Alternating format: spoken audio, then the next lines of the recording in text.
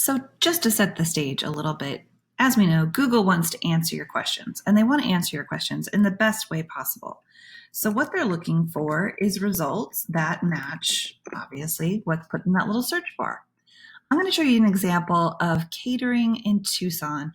And really, where we're going to focus in right now is this golden piece of real estate up here at the top of this search result. And now, every so often, you'll see a slightly different view where there's going to be ads above that. There's not any ads present on this search, but what you'll notice is this area right here has a map and it has these three listings, which we call the three pack. So why is Google putting this really great information up at the top of the page? Because these three listings are actually what's called Google My Business listings. So Google has created a listing or a profile there. Well, this has photos. It's got all kinds of really great stuff. Let me just show you one here. It's got links to your website, directions. You can save these listings, addresses, hours, this awesome stuff right here, photos, which is really going to, get your mouth watering if you're looking for a caterer. It's got information about reviews. What are other people saying about you? What kind of a reputation do you have? Here's some more context here for reviews. So as you can see, this is a lot of information that Google is putting out on the web. And you know what? This doesn't have anything to do with your website. It doesn't have anything to do with a paid ad campaign that you're running. This is Google's own property, its own profile, its own way of showcasing business. And so I just want to make sure that you understand that's what we're really talking about. Here's how it shows up in a search engine and why it's so important, because as you can see, it's up here at the top. If you keep scrolling, you get to these, what we would call organic listings, and these go to your websites. So this has to do with web, it has to do with SEO or other campaigns that you might be running. But this area right up here is free. It is something that's very important, and it is something that will absolutely revolutionize the amount of phone calls that you get and how clients are reaching out to you. As you can see, I searched for catering Tucson, and all of these search results right here have this little word next to them called catering, catering, catering. So that means that each of these businesses has selected catering as their primary category. Now, this is key. You're going to need to make a decision about what your primary category for your Google My Business property is going to be. There are, as of 2020, 3,942 different categories that you can select from.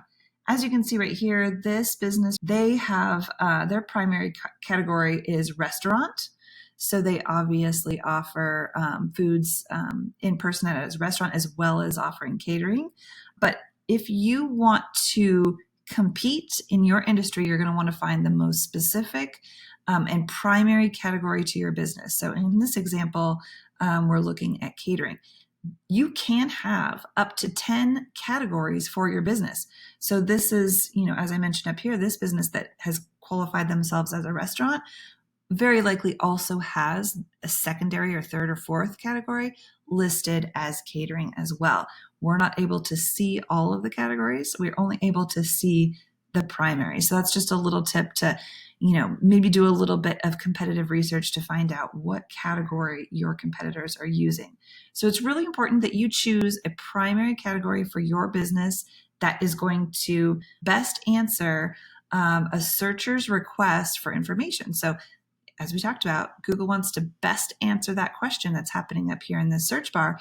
And so the way that you select your primary category is really important. So that is lesson number one. What I want to do is take you over to a actual Google My Business profile. So I've logged in. Now you're going to need to log in to your profile at this URL up here, business.google.com. You're going to need to have your email address connected to your business. So if someone manages your profile for you, make sure that you get added in there or you claim your business listing if you have not done so already. But we were talking just a moment ago in another segment about why it's so important to have a primary category that reflects your business and the fact that you can have up to 9 more categories. So just logged in. This is like the dash area, and you'll be able to navigate over here on the left. So we're at the home. I'm going to scroll down here just a little bit, and we're going to go to services. So when you click on services, the Google interface here for Google My Business is going to ask you, what do you want to have as your primary category? Now, if you were to, I'm not going to edit this right now, but if you wanted to edit it, you would click that little icon, and you're going to want to select the number one and most specific type of work or product or service that you offer. This, as you can see, has a secondary category, which is going to be party planner. The choice that you make here is really a critical thing. And what I also want to share with you is that the category can, if you don't claim it and you don't do this work of claiming and setting your primary category, it can be set for you by Google or by the community at large and users. And so it's really important that you pay attention to this, because this can impact whether or not you show up in a search looking for catering, or whether you don't, whether you have any chance at all at making it to this top portion of the real estate here in search results. So if you take nothing else away from this video, I want you to make sure that you have claimed your Google My Business profile and that you have properly set this primary category. Now, if you don't have a ton of other things that you do, let's say in this example that it's really catering and party planning, you don't want to go ahead and add any additional categories or sections to your site here for services. You really want to focus in on the real legitimate core of your business, because it waters it down. If I was to add in a paper plate supplier and decorations or something like that to this listing, it actually takes the emphasis and the power of Google's algorithm, which is just another fancy way to say a formula that shows the importance of various things.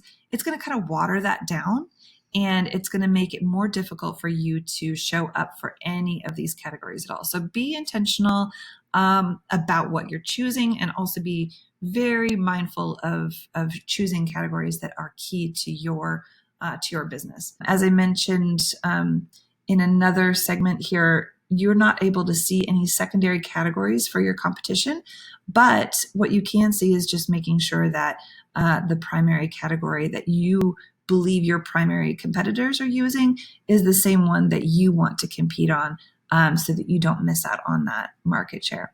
So just a quick look at the dashboard of Google My Business. And you can see here in services, you're able to select your primary and your secondary category. So that's where I wanted to show you today how you can recapture and just see what a difference it makes to claim your listing and to make sure that you have your primary category selected inside this very valuable tool. I'll be sharing some more information about other aspects.